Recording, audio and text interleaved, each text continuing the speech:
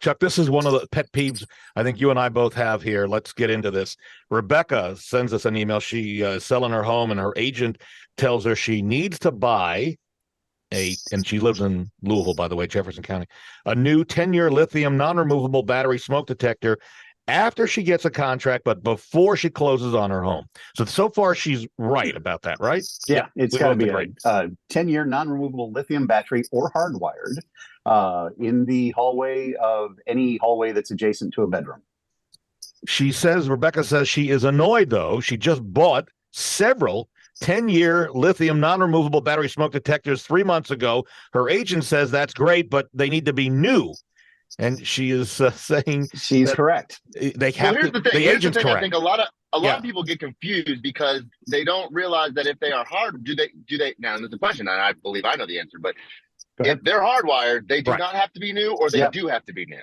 I don't believe hardwired. No, they don't have to be new. No, they don't. Correct. But it's all about the battery, right? Yeah. Right. So my point being is, I think a lot of they get confused, and they don't even know half the time if they're hardwired because the homeowner will say, "I don't know," and they say, "Well, go ahead and just replace them." And then you say, well, "Listen, just go get a screwdriver or get you an electrician out there and just have them pull one and see that most homes are hardwired." Okay. Yeah. So because this particular ordinance is minuscule compared to the requirements for builders to keep to the building code. You've got to have a gazillion of these things. Yeah. This one particular ordinance just talks about one hallway.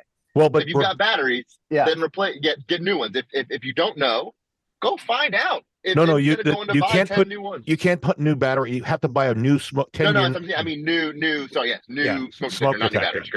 Yeah. So what Rebecca's point here is that she's angry because apparently the people who wrote the smoke detector ordinance for Jefferson County was a smoke detector company.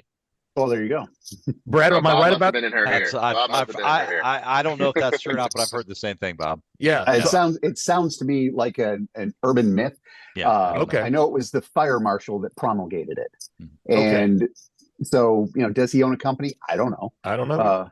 I see a lot of fire guys come through inspecting the buildings and selling fire extinguishers. But. Well, okay. So listen, if anybody knows about the actual genesis of this, let us know. So, well, it was 1999 when it came out the first time. So anybody that was in, we'll try to track that down.